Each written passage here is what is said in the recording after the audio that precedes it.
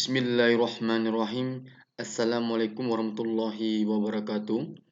Baik teman-teman, pada kesempatan ini kita akan membahas mengenai modified distribution atau sering disebut dengan istilah metode MODI.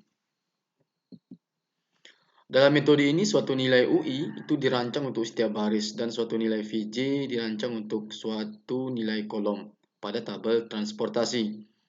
Dan untuk setiap basis, yaitu kotak isi, XIJ mengikuti hubungan seperti berikut.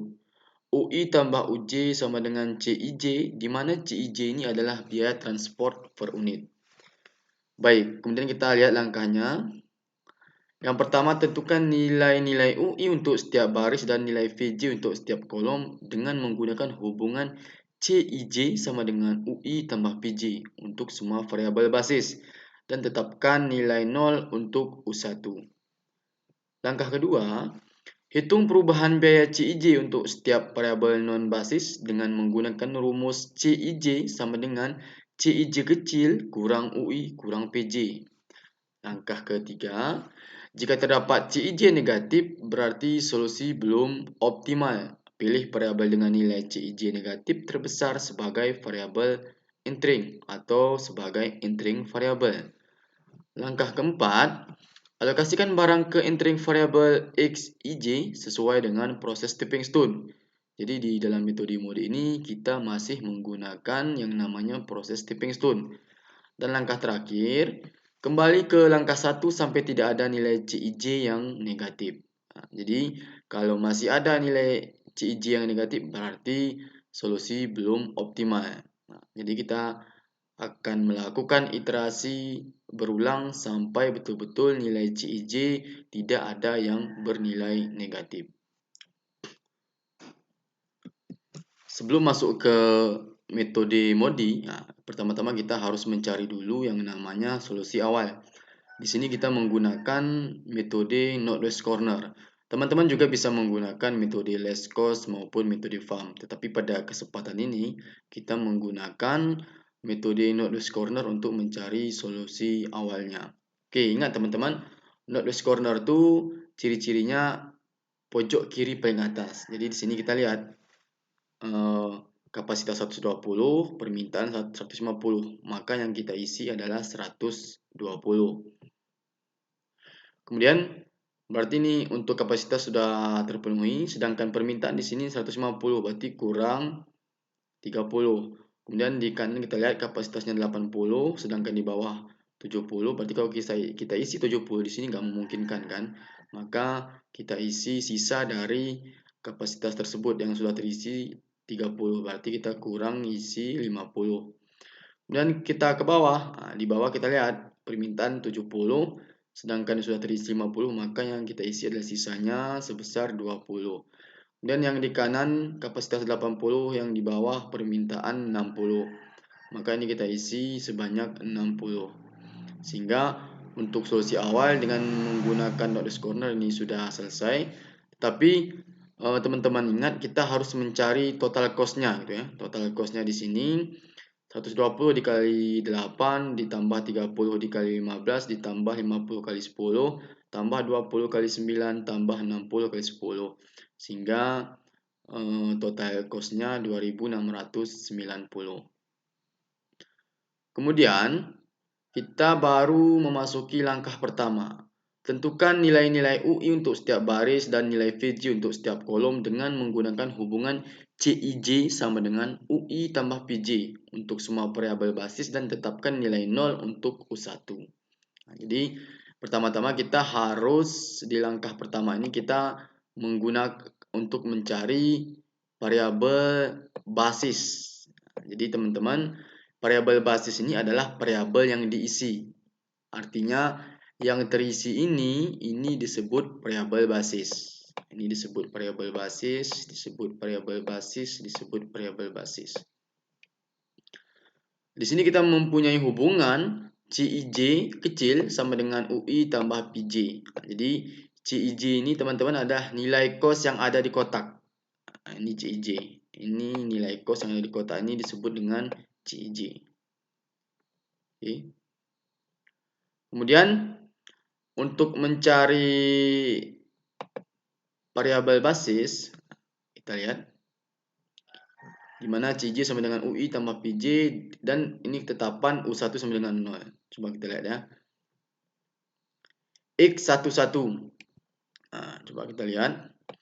X11 itu berada di posisi ini. Nah, C11. Baris pertama, kolom pertama, kita lihat CJ-nya berapa? 8. Kemudian sama dengan U1 tambah P1. Nah, U1 tambah P1, jadi U1-nya berada di sini nih. Nah, posisinya U1 tambah P1, jadi P1-nya di sini. Nah,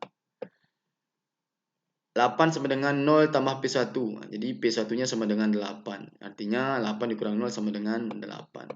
Kemudian kita lihat X21. Jadi mana yang terisi? Di sini ya. Baris kedua, kolom pertama. Kita lihat CIJ-nya. C21-nya berapa? 15. Di sini 15. Kemudian sama dengan U2. U2 di sini. Tambah P1. Nah, P1-nya, sedangkan tadi P1 sudah kita cari 8 ya. Jadi U2 sama dengan 15 dikurang 8 sama dengan 7. Dan seterusnya sampai ke X33. Nah, X33 posisinya di sini teman-teman. Kita lihat CIJ-nya berapa? 10. CIJ-nya 10 sama dengan U3. Berarti di sini nanti nilai U3-nya ditambah P3. Ini P1, ini P2, ini P3. Nah, P3-nya berapa gitu ya? Jadi P3 yang kita cari, jadi P3 10 dikurang 6 sama dengan 4. Nah, nilai-nilai ini akan kita masukkan ke langkah kedua atau untuk variabel non basisnya. Oke, coba kita lihat.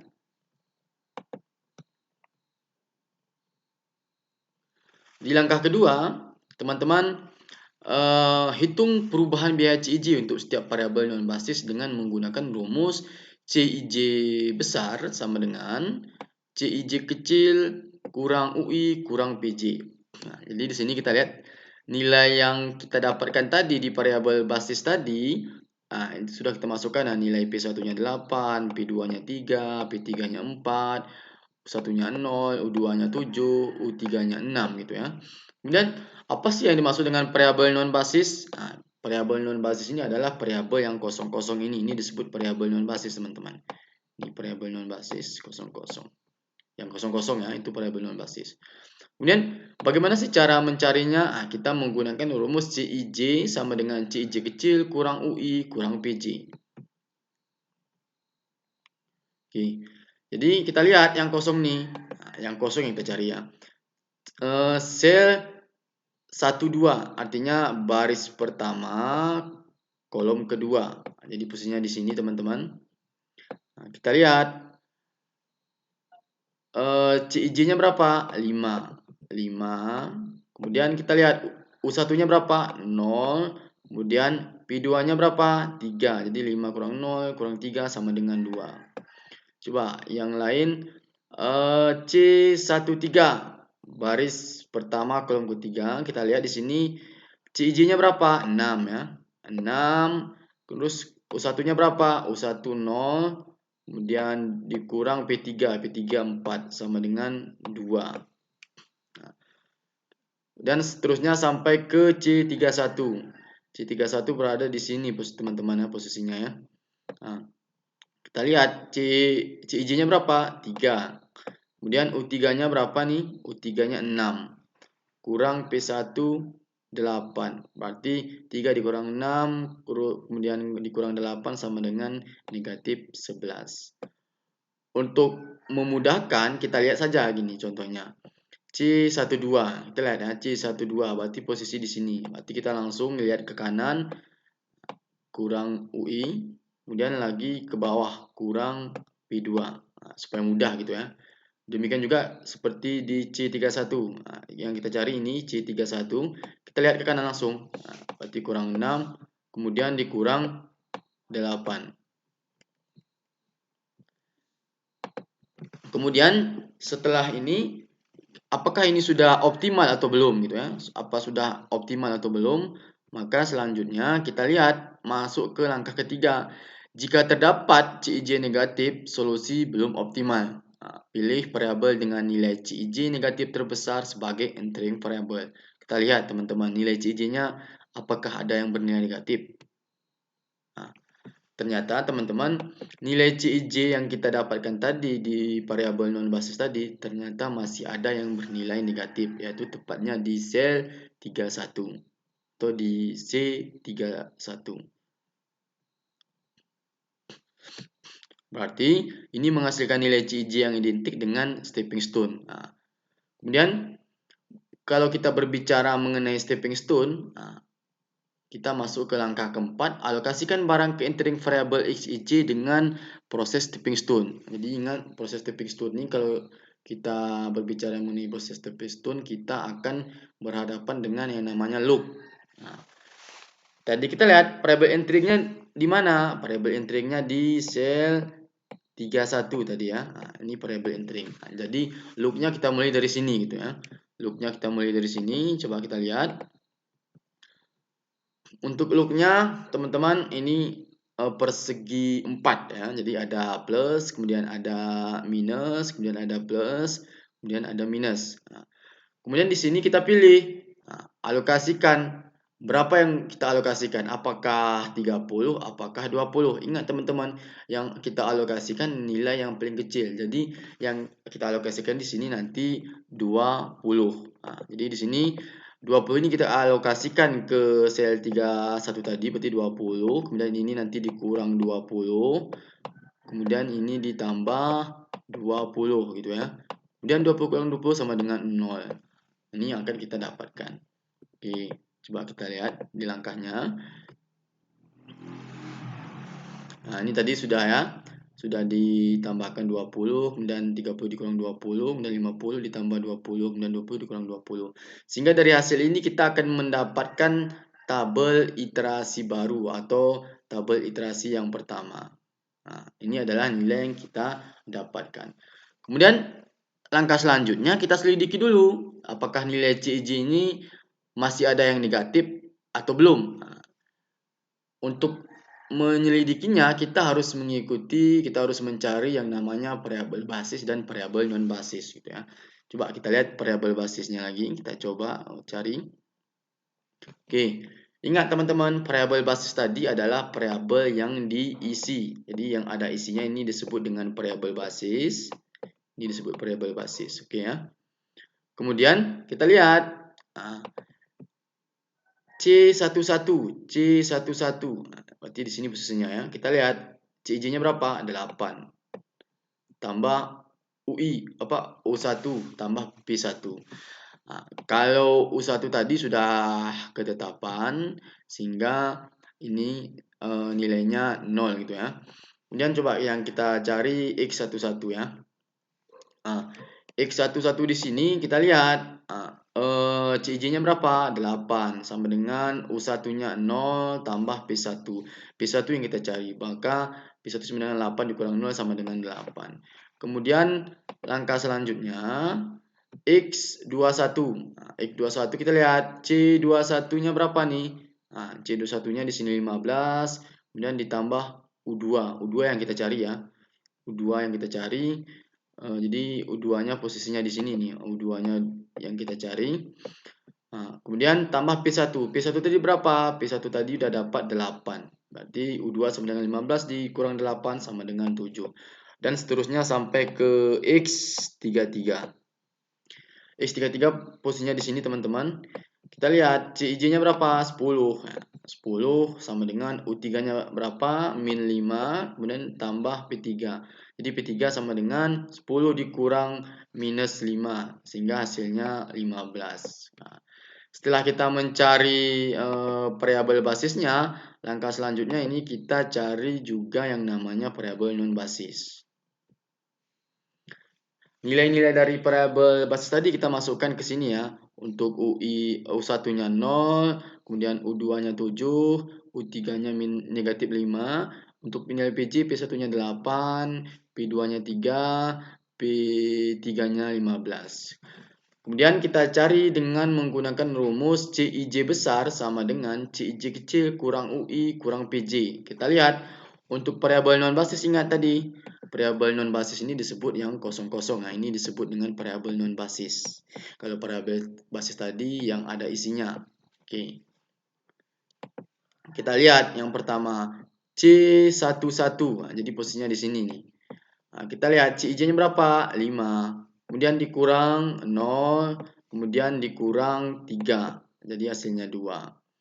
Sampai seterusnya ke sel 32. Jadi posisinya di sini sel 32 di sini. Kita lihat C-nya berapa? 9. 9 dikurang negatif 5, kemudian dikurang 3, hasilnya 11. Kemudian kita selidiki lagi gitu. Apakah masih nilai CJ ini masih terdapat nilai negatif atau belum? Kita lihat di sini masih terdapat nilai negatif. Tapi kita pilih dengan nilai negatif yang terbesar. Maka kita pilih untuk proses stepping stone-nya kita mulai loop-nya di sel 23. Jadi sel 23 posisinya di sini teman-teman ya. Coba kita lihat ya.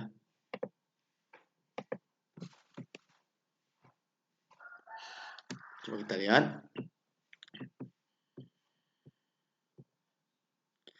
Kita mulai di sini loop-nya plus, kemudian minus, kemudian plus, kemudian minus gitu ya. Kita lihat.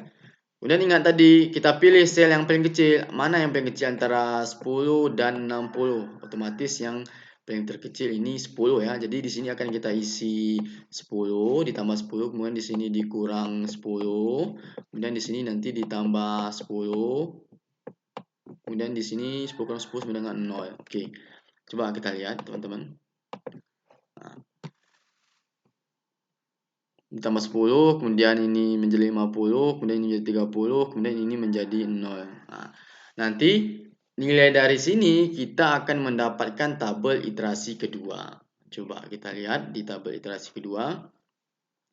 Kemudian di sini sama saja dengan langkah yang tadi, kita harus selidiki dulu.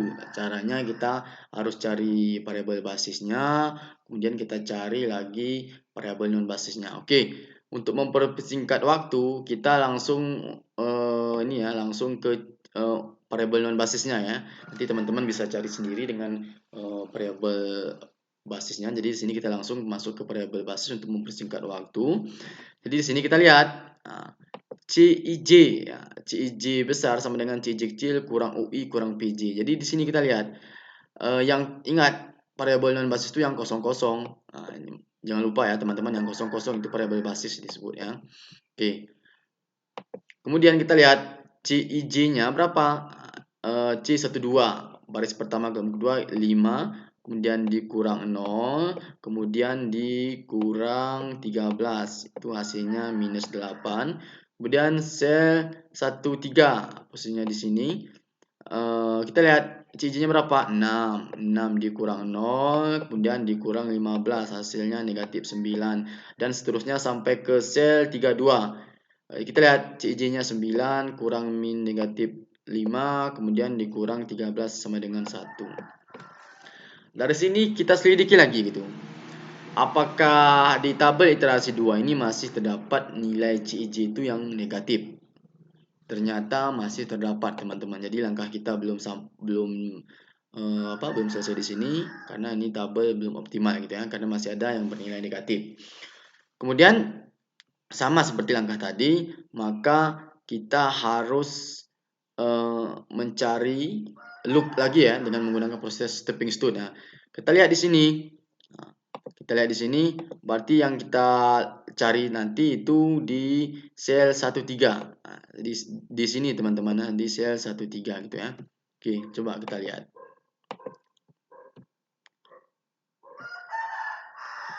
Oke, dari hasil tadi, maka kita harus mencari loop di tabel iterasi 2 tadi, karena kita menggunakan proses stepping stone di dalam metode mode ini. Kita lihat, berarti kalau di sini ada tanda plus, kemudian minus, kemudian plus, kemudian minus gitu ya. Kita lihat teman-teman, ingat, kita pilih mana sel yang paling kecil antara 20 dan 50. Maka yang kita pilih adalah 50. Maka ini yang kita alokasikan ke sel 13 tadi ya teman-teman ya. 50. Kemudian ini 50 ke 50 sama dengan 0.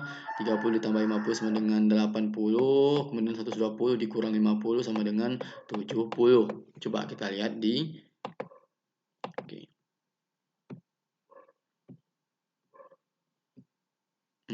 Sehingga kita nanti memiliki tabel iterasi ketiga ya. Tabel iterasi ketiga. Coba kita lihat apakah nanti di tabel iterasi 3 sudah optimal atau belum ya. Coba kita lihat. Oke. Sama saja seperti langkah tadi. Pertama kita harus cari lagi variabel basisnya. Kemudian variabel non basisnya. Tapi untuk membersihkan waktu kita langsung masuk ke variabel non basisnya. Nanti teman-teman cari sendiri ya untuk variabel basisnya ya. Oke, tapi di sini sudah saya nampakkan variabel basisnya, ini hasil variabel basisnya gitu ya. Oke. Kita lihat lagi. CIJ sama dengan CIJ kecil kurang UI kurang PJ. Kita lihat di sini. Ingat, variabel non basis tadi apa? Non basis yang kosong. Kemudian variabel basis tadi yang ada isinya. Oke, itu jangan lupa ya teman-teman ya. Oke.